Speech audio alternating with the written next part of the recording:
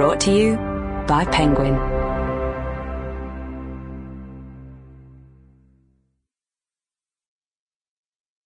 Saving Time, Discovering a Life Beyond the Clock by Jenny Odell. Read by Kristen Sieh. To my family, broadly defined. I wish the idea of time would drain out of my cells and leave me quiet, even on this shore. Agnes Martin, Writings. Introduction. A message for the meantime. At some point in the spring of 2019, I noticed that my apartment had received some unexpected visitors. They likely arrived not through the door, but through the window. And for a long time I didn't know they were there. It was not until I happened to see the fronds of a moss growing in a pig-shaped ceramic planter next to the window that I had any idea we'd been invaded. The moss spores took up residence around a tiny bunny ear cactus a friend had given me for my birthday years earlier. I'd always hated how cold and damp the area next to my kitchen window was. It never gets any sun, and the cactus probably did too, but the moss found it hospitable. It set about dividing, differentiating, grabbing hold of the potting soil with hair-like rhizoids and growing tiny green leaves. Then it sent up long, slender sporophytes, ready to continue the same process as its ancestors outside the apartment. Soon a miniature forest was fairly bursting from the top of the pig. Compared to vascular plants, mosses have a relatively unmediated relationship to water and air. In her book Gathering Moss, Robin Wall Kimmerer notes that the one-cell-thick leaves of mosses are like the alveoli of human lungs, given that they require moisture and come into direct contact with air. On Antarctica, which has no trees, scientists have used mosses in a similar manner to tree rings. The mosses are capable of laying down a record each summer because of the way their leaves take in chemicals from the surroundings, growing from their tips.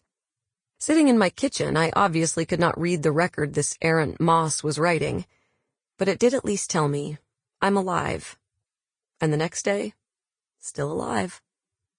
I reread Gathering Moss during the early lockdowns of the COVID-19 pandemic. Time felt frozen then, but the moss kept growing, both inside and outside the apartment, and the pandemic had shrunk the scale of my attention. I walked around Oakland like a pedestrian conspiracy theorist, peering at things from odd angles. Moss loved the interstices, which meant it was often exactly where I wouldn't think to look. Between cracks in the walkway outside my apartment, between the asphalt of the road and the manhole cover, between the grocery store wall and the sidewalk, between bricks. I came to understand moss as the signature of water, both in placement and appearance, as it grew wherever water had collected in the past, but it also answered the rain in real time, expanding and turning greener within minutes of a light shower. The moss made me consider both very short timescales, like the minute-to-minute changes in moisture or the moment of a spore growing in my planter, and very long evolutionary timescales, as mosses were some of the very first plants to live on land. Yet both ends of the temporal spectrum were also reminders of how impossible it is to pinpoint a moment, a very human thing to want to do. On one end, for example, I found disagreement about when a moss spore has officially germinated. Is it when it has become swollen with water to a certain degree, or when the germ tube forms and the cell wall ruptures? On the other end, the earliest mosses evolved from aquatic algae at some point hundreds of millions of years ago, but it would be absurd to try to identify the exact moment of this innovation, or even the speciation of the guest on my windowsill. This slipperiness easily spilled over into other questions. Could a moss be meaningfully separated from its surroundings? Was a moss spore considered alive? What about a moss that was frozen, like the one from Antarctica that was brought back to life after 1,500 years?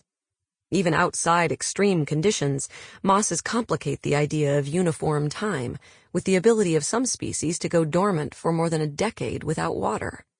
Under the right circumstances, they will revive. It was this very quality, as Kimmerer... Sample complete.